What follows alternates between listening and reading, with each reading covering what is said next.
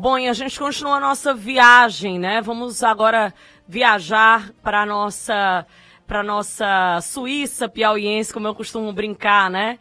Que é Pedro II. Vamos agora manter um contato com o Ney Silva, o nosso correspondente Pedro II, que traz aí algumas informações pra gente, não é isso, Ney? Olá, boa tarde para você. Boa tarde, Ney.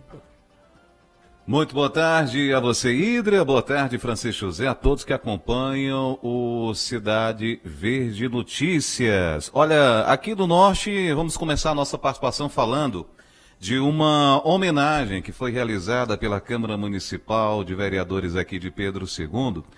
Na sessão de ontem, isso foi por conta do documentário Genipapo Fronteira da Independência, documentário muito bom, didático para todos, e isso chamou a atenção dos vereadores que resolveram homenagear a TV Cidade Verde por esse documentário. Foi colocado lá uma moção de congratulações, aprovado por unanimidade na Câmara na sessão de ontem, e vamos ouvir o vereador Carlinhos Oliveira, que é o presidente da Câmara, falando. Ele faltou dessa homenagem falando exatamente sobre isso.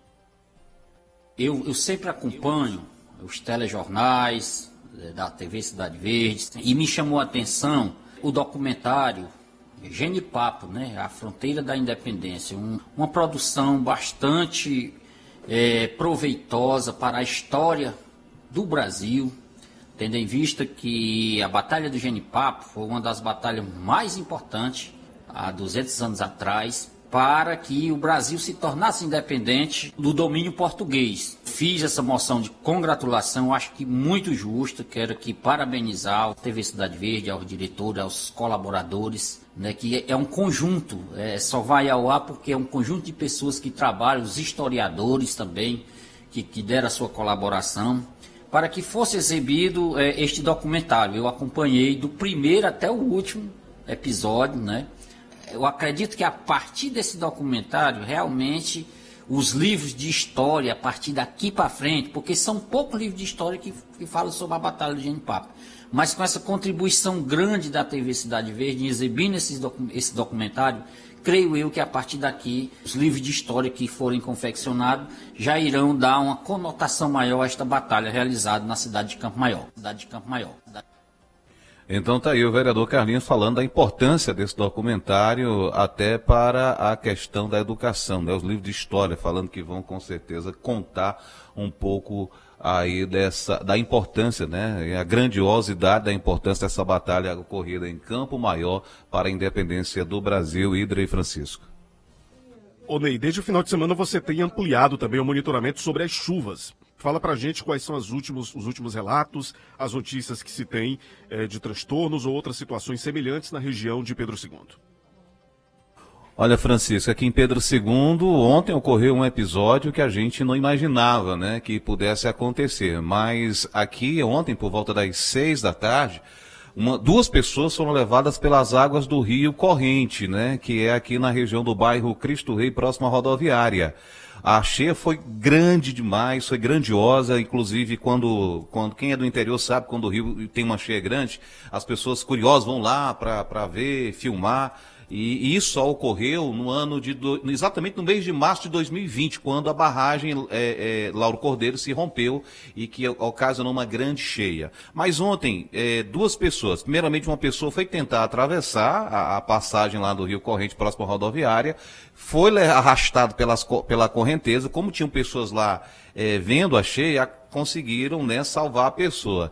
E por volta das 6h20, cerca de 20 minutos depois, uma outra pessoa foi tentar atravessar. Já estava escuro e ele foi levado pelas águas. A moto foi levada pela água e ele foi arrastado e só conseguiu se salvar após se agarrar a uma árvore, né, que tem lá próximo. Começou a pedir por socorro, populares ouviram, acionaram a PM, que pediu auxílio aí do Corpo de Bombeiros e também de pessoas lá da população. O homem de nome Tiago, da localidade Pichuneta, foi salvo aí pelos populares e pela Polícia Militar. Essa grande quantidade de chuva chuva tem preocupado aqui a região. Inclusive, o Domingos Mourão, Hidra e Francisco, cidade vizinha, suspendeu as aulas na rede municipal hoje, porque várias localidades, Jacarandá, Caiçara e Batalha, estão com as passagens, né, praticamente intrafegáveis lá e pela questão da segurança dos alunos, de quem trabalha, eles resolveram suspender as aulas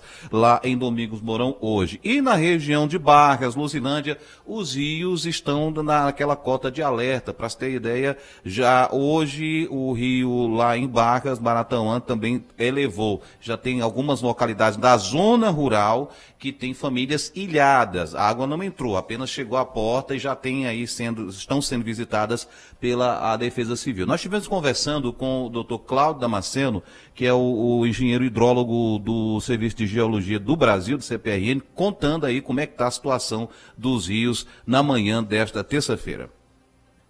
Os rios que estão mais elevados no momento são os rios da região mais ao norte, né, devido às chuvas dos últimos dias, né. O rio Maratauã, lá em Barras, ele está em cota de alerta, continua em cota de alerta, já faz alguns dias, mas ele tem tendência de estabilidade nas próximas horas por conta das chuvas que arrefeceram na bacia, né, de ontem para hoje. Nós não tivemos volumes tão expressivos na bacia do Maratauã.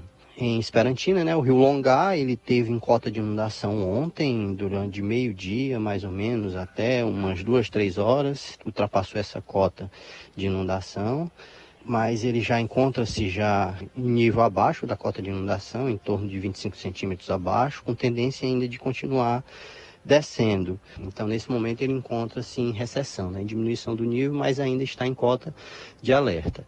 E o rio Parnaíba, lá em Luzilândia, né, ele está nesse momento também numa cota de atenção, com tendência ainda de subida por conta das chuvas que aconteceram nos últimos dias. Ele é um pouco mais lento, né, essa resposta no Parnaíba, mas ele está ainda em ascensão, né, em subida do nível lá. Então, nós temos previsão ainda de chuvas ainda durante os próximos dias.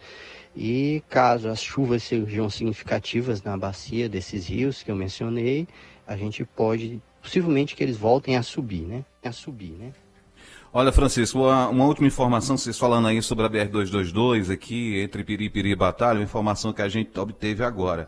A BR continua interditada, a água subiu, isso porque o açude Caldeirão recebeu muito volume de água ontem, a sangria do açude aumentou em 9 centímetros, segundo informações do DENOC, o pessoal do DENOC, e consequentemente as águas do Rio dos Matos e outros sobem também. A informação é que o comandante do 2º BEC, juntamente com engenheiros do DENIT, estiveram lá no local, mas que a avaliação sobre a estrutura da ponte, da própria rodovia, só será possível fazer essa avaliação quando as águas baixarem. Mas está interditada ainda ali na região da Caiçara, a BR-222, sentido Piripiri, a Batalha.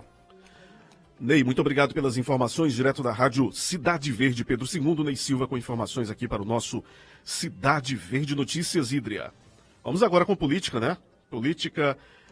A gente chama um intervalo? Vamos fazer uma pausa então, porque já está aqui na bancada Elivaldo Barbosa, que em instantes destaca os principais assuntos da política. Você está ouvindo Cidade Verde Notícias. Cidade Verde Notícias. O novo Citroën C3 chegou na Gelta France Citroën. Visite nossa concessionária e conheça nossas condições especiais para produtor rural, taxista, CNPJ e PCD. O novo C3 tem maior altura em relação ao solo e garante o máximo de conforto durante a sua condução.